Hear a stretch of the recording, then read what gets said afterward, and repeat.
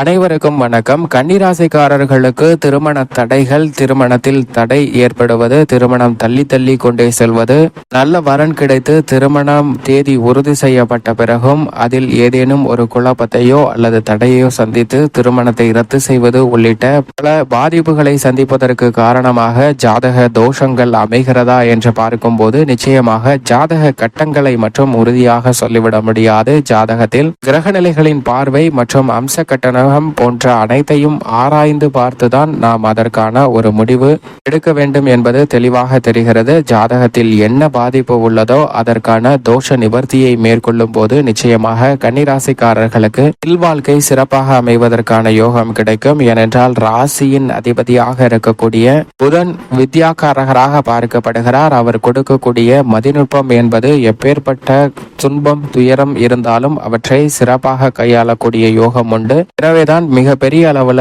பாதிப்பும் சிக்கலும் இருந்தாலும் கூட திருமண தடைகளை மதிநுட்பத்தை பயன்படுத்தி மிக சிறப்பாக எதிர்கொள்ள முடியும். அது மட்டுமல்லாது சுக்கிரன், செவ்வாய், ராகு, கேது, சனி போன்ற கிரகநிலைகள் திருமணத்தில் பல பாதிப்புகளை ஏற்படுத்தினாலும் கூட புதனுக்கு பெரும்பான்மையான கிரகநிலைகள் நட்பு கிரகங்களாக இருப்பதால் கன்னிராசிக்காரர்களுடைய வாழ்வில் ஏற்படக்கூடிய திருமண தடைகள் விலகி வாழ்க்கை சிறப்பாக அமைவதற்கான யோகம் நிச்சயமாக உண்டு. பொதுவாகவே மக்களுடைய மனதில் திருமண தடை என்று வந்துவிட்டால் அதற்கு நிச்சயமாக ஜாதக தோஷம்தான் காரணம் என்று பொதுவாகவே நம்பப்படுகிறது. இருந்தாலும் கூட ஜாதகங்களில் தோஷம் இல்லை என்றாலும் கூட அம்ச லக்கணத்தில் தோஷம் ஏற்படும் போது சில தடைகளை சந்திப்பதற்கான சூழலும் உண்டு. எனவே எந்த இடத்தில் தடைகள் ஏற்பட்டிருக்கிறது என்பதை கண்டறிந்து அவற்றை நிவர்த்தி செய்வதால் திருமண தடைகள் நிச்சயமாக நீங்கும். பொதுவாக மக்கள் மனதில் இருக்கக்கூடிய இந்த ஐயத்தை விலக்கி கொண்டாலே தங்களுடைய வாழ்வில் நிச்சயமாக திருமண பாக்கியம் நிறைந்து கிடைக்கும் யோகம் கிடைக்கும். பொதுவாகவே ஜாதகம் என்று பார்க்கப்பட்டாலே அதில் மிக முக்கியமானது திருமண பொருத்தமும் திருமண தடைகளை பற்றிய தோஷமுமாக தான் இருக்கிறது. ஏனென்றால் இளைஞர் இளைஞர்களுக்கு இப்போதெல்லாம் எளிதாக திருமணம் நடப்பதில்லை. நம்மிடம் வரக்கூடிய பல ஜாதகங்களை ஒப்பிட்டு பார்த்து அதில் சிறந்த வரனை தேர்வெடுப்பது என்பது கடினமான ஒரு செயலாக பார்க்கப்படுகிறது. எனவேதான் பெரும்பாலும் திருமணம் தாமதமாகிறது. அது மட்டுமல்லாது அப்படி தேர்ந்தெடுத்த ஜாதகத்தில் தோஷங்கள் இருக்கும்போது அவற்றை பரிகாரம் செய்து முடிக்க வேண்டும். அப்படி செய்து முடிக்கும் போது வாழ்வில் ஏற்படக்கூடிய தடைகள் விலகும் என்று இந்த பரிகார தோஷங்களையும் நிவர்த்தி செய்கின்றனர். இது ஒரு வகையில நாம் பார்க்கும்போது உளவியலாக இந்த திருமணத்தில் தடை ஏற்படுமோ என்ற ஒரு மனநிலையும் அதன் காரணமாக பலருக்கு தள்ளி போகக்கூடிய சூழ்நிலையும் உண்டு. இதனாலேயே பலர் திருமண வயதை கடந்து அதிக வயதாகிய பிறகு ஒரு விரக்தி மனப்பான்மை அடைகின்றனர். எனவே இனி எனக்கு மன வாழ்க்கையே இல்லை என்ற ஒரு சூழ்நிலையை அடைந்து திருமணம் செய்யாமலே இருந்து விடுகின்றனர். இதற்கு ஜாதக கட்டங்களில் மிக முக்கியமாக எவையெல்லாம் அமைகிறது, இந்த திருமண தடைகளை விளக்குவதற்கான பரிகாரங்கள் என்ன என்று பார்க்கும்போது பலருக்கு திருமண பொருத்தம் இல்லாமலே கூட திருமண பாக்கியம் கிடைப்பதுண்டு. ஏனென்றால் இந்த மணமகனுக்கோ அல்லது மணமகளுக்கோ திருமண பாக்கியம் இருக்கும் போது இதில் எவரேனும் ஒருவருக்கு இல்லாமல் இருந்தாலும் கூட அவர்களுடைய மனம் ஒத்துப்போகையில் அந்த திருமண பாக்கியம் நிச்சயமாக கிடைக்கும். அதே சமயம் ஜாதகத்தினால் தோஷங்களின் காரணமாக திருமணம் தடைபடுகிறது, தள்ளி தள்ளி செல்கிறது என்றால் அதற்கு சில நுட்பமான காரணங்களும் பார்க்கப்படுகிறது. என்னவென்று பார்க்கும்போது 7ஆம் இடமாகிய சப்தமஸ்தானம், கலஸ்திரஸ்தானம் திருமணத்தை குறிக்கக்கூடிய ஒன்றாக பார்க்கப்படுகிறது. அப்படிப்பட்ட கலஸ்திரஸ்தானம் வலுவிழந்து இருக்கும் போது திருமண தடைகளை அதீதமாக சந்திப்பதற்கான சூழல் உண்டு. அதிலும் குறிப்பாக மங்களக்காரகன் என்று சொல்லக்கூடிய செவ்வாய், சுகாதிபதி என்று சொல்லக்கூடிய சுக்கிரன், இந்த 2 கிரக நிலைகளின் அமைப்பும் சாதகமாக இல்லாத போதும் கூட சில தடைகள் ஏற்படும். ஏனென்றால் மிக முக்கியமாக செவ்வாயின் பங்களிப்பு, செவ்வாய் தோஷம் உட்பட பல்வேறு வகையான தோஷங்களை ஏற்படுத்துவதால் செவ்வாயினுடைய அமைப்பும் சுக்கிரனுடைய அமைப்பும் மிக முக்கியமாக ஒன்றாக பார்க்கப்படுகிறது. அதிலும் இந்த 2 கிரகநிலைகளுடைய பார்வை 7ஆம் இடமாகிய கலஸ்திரஸ்தானத்தில் பதியும் போது அவர்களுடைய வாழ்வில் திருமண தடைகள் நிச்சயமாக ஏற்படாது. ஜாதக கட்டங்கள் சரியாக இல்லை என்றாலும் பார்வையின் பலனால் யோகம் நிச்சயமாக உண்டு. அதே போன்று ஜாதக கட்டங்கள் சரியாக இல்லை என்றாலும் லக்னம் சிறப்பாக இருக்கும் போதும் தடைகள் நிவர்த்தியாகும். ஜாதக கட்டம் வலுவாக மொத்தமாக திருமண பாக்கியத்தை கொடுத்தும் லக்கணங்கள் அல்லது பார்வைகளால் தோஷம் ஏற்பட்டாலும் சில தடைகளை சந்திப்பதற்கான சூழல் திருமணத்தில்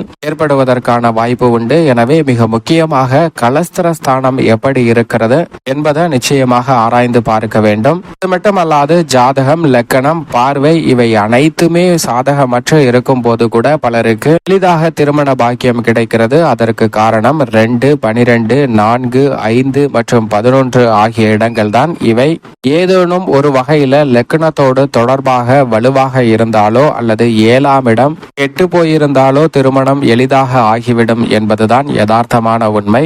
2ஆம் இடம் வலுவாக இருந்தால் அவருக்கு நிச்சயமாக குடும்ப பாக்கியம் நிறைந்து கிடைக்கும். 4ஆம் இடம் வலுவாக இருந்தால் அவருடைய வாழ்வை சுகபோக வாழ்க்கையாக அமையும். 5ஆம் இடம் வலுவாக இருந்தால் வம்ச விருத்தி நிச்சயமாக உண்டு. 11ஆம் இடம் வலுவாக இருந்தால் லௌகீக ஆசைகள் நிறைவேறக்கூடிய யோகம் வலுவாக கிடைக்கும். 12ஆம் இடம் வலுவாக இருந்தால் இல்லற வாழ்வில் பாலியல் சுகங்களை அதிகமாக அனுபவிக்கக்கூடிய யோகம் நிச்சயமாக கிடைக்கும். இவை ஏதேனும் ஒரு வகையில லக்கணத்தோடு தொடர்பு கொள்ளும் போது அந்த ஜாதகருக்கு இல்லற வாழ்வானது அமைகிறது. அதற்கு ஏற்ற தசா புத்திகளும் திசைகளும் நடக்கும் போதும் நல்ல வலுவான முறையில் திருமண பாக்கியம் கிட்டுவதற்கான யோகம் நிச்சயமாக உண்டு. ஆனால் பெரும்பாலும் திருமண தடைகளை ஏற்படுத்தக்கூடிய ஒரு அமைப்பாக ஜாதகத்தில் பார்க்கும் போது 8ஆம் இடத்தில் சனியும் 2ஆம் இடத்தில் ராகுவும் அமரும் போது பல தடைகளை சந்திப்பதற்கான சூழல் உண்டு. ஆனால் எல்லா ஜாதகக்காரர்களுக்குமே 8இல் சனி 2இல் ராகு என்று இருக்கும் போது தடை அதிகமாக ஏற்படுமா, சர்பதோஷம் அதிகமாக பாதிக்குமா என்று கேட்டால் நிச்சயமாக இல்லை. ஏனென்றால் ராகு 1.5 வருடங்கள் ஒரு ராசியில் சஞ்சரி பாருங்க. அப்படி பார்க்கும்போது அந்த 1.5 ஆண்டுகள்ல பிறக்கக்கூடிய அனைவருக்குமே ராகுவின் தோஷம் நிச்சயமாக இருக்கும். அதே போன்று சனி 2.5 ஆண்டுகள் வலுவாக சஞ்சரி பாருங்க. அப்படி சனி 2.5 ஆண்டுகள் சஞ்சரிக்கும் போது 2.5 ஆண்டுகள் பிறக்கக்கூடிய அனைவருக்குமே அஷ்டம தோஷமானது இருக்கும். அப்படி இருந்தாலும் கூட லக்கணம், பார்வை இவற்றில் சாதகமாக இருந்தால் நிச்சயமாக திருமண தடைகள் விலகும் என்பதுதான் யதார்த்தமான உண்மை. ஆனால் இந்த தோஷங்கள் இருக்கும்போது அந்த தோஷங்களை நீங்கள் நிச்சயமாக பரிகாரத்தின் மூலமாக நிவர்த்தி செய்வதற்கான யோகம் நிச்சயமாக உண்டு என்பதில் சந்தேகமே இல்லை. அது மட்டுமல்லாது ராகு கேது சனி திசை கடந்து விட்டால் இனி எப்போது வரப்போகிறது என்பதையும் தசா புத்திகளின் அடிப்படையில் கணக்கிட்டு பார்த்துதான் ஒரு முடிவுக்கு வரவேண்டிய ஒரு சூழ்நிலையாகவும் பார்க்கப்படுகிறது.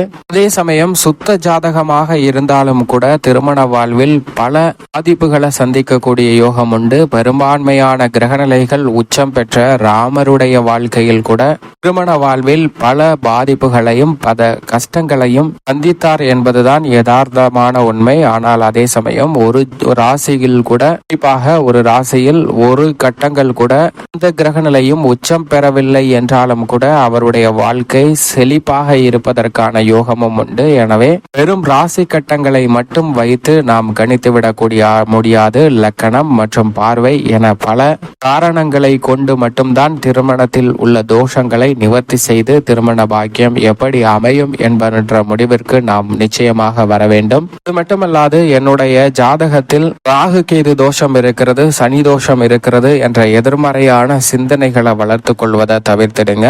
அந்த தோஷங்களுக்கு இணையான பரிகாரங்களை மேற்கொள்வதால் தோஷ நிவர்த்தி நிச்சயமாக உண்டு. அது மட்டுமல்லாது திருமணங்கள்ல மன பொருத்தம் வந்துவிட்டால் நிச்சயமாக மன பொருத்தத்திற்கு பிறகு ஒரு பெண்ணிற்கு ஆணையோ அல்லது ஆணிற்கு பெண்ணையோ பிடித்து இரு வீட்டாரிற்கும் பிடித்து விட்டால் ஜாதகம் பார்க்கும் போது ஜாதகத்தில் உள்ள தோஷங்களை நிவர்த்தி செய்து மன வாழ்வை இனிமையாக தொடரலாம். ஆனால் அந்த தோஷங்களை தங்களுடைய எதிர்மறையான சிந்தனையாக எடுத்துக்கொள்ளக்கூடாது. அவற்றை நாம் நிவர்த்தி செய்து விட்டோம் என்று உங்களுடைய இல்வாழ்வை துவங்கும் போது அவற்றில் மிக சிறப்பான இமயமான எதிர்காலம் உண்டு என்பதில் சந்தேகமே இல்லை. இது மட்டுமல்லாது திருமண தடைகள் இருக்கிறது, கிரக தோஷங்கள் இருக்கிறது என்று நினைத்தால் கிரகத்தில் தடைகள் ஏற்பட்டால் நிச்சயமாக பரிகாரங்களை மேற்கொள்ளுங்கள்.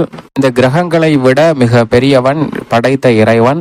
எனவே அவன் நிச்சயமாக நமக்கு பல நல்ல வழிகளை தான் செய்து கொடுப்பார். ஏதோ ஒரு காரணத்திற்காக திருமணம் தள்ளி சென்றாலோ அல்லது தடைபற்றாலோ அவற்றை எண்ணி துவள வேண்டாம். மனதில் இருக்கக்கூடிய தோஷங்களை அல்லது குழப்பங்களை தீர்த்து கொள்ள வேண்டும் என்றால் நிச்சயமாக கிரக தடைகளுக்கான பரிகாரத்தை மேற்கொள்ளுங்கள். பெரும்பாலும் கிரக தோஷங்களாக பார்க்கப்படுவது ராகு கேது மற்றும் சனி தோஷம்தான் மிக முக்கியமான ஒன்றாகவும் செவ்வாய் தோஷமும் இதில் முக்கியமாக பார்க்கப்படுகிறது. இந்த 3 கிரக நிலைகளின் காரணமாக ஏற்படக்கூடிய தோஷங்களுக்கு சரியான முறையில் பரிகாரத்தை மேற்கொள்ளுங்கள். நவ கிரகங்கள்ல எந்த கிரகத்தால் தோஷம் ஏற்பட்டாலும் அதற்கான பரிகாரம் உண்டு. சர்பதோஷம் என்றால் ராகு கேது ஆலயம் திருநாகேஸ்வரம் சென்று அதற்கான பரிகாரத்தை மேற்கொள்ளலாம். திருநாள்ளாறு சென்று சனி பகவானின் திருமண தடைகள் பரிகாரத்தை மேற்கொள்ள முடியும். இப்படி எந்த கிரகங்களால் தோஷம் ஏற்படுகிறதோ அந்த கிரக தோஷத்தை நீக்கக்கூடிய வகையில் பரிகாரம் செய்தால் நிச்சயமாக நம்மளுடைய வாழ்வில் இல்வாழ்க்கை மட்டுமல்ல அனைத்தும் சிறப்பாக அமைவதற்கான யோகத்தை கிரக நிலைகள் உருவாக்கி கொடுக்கும்.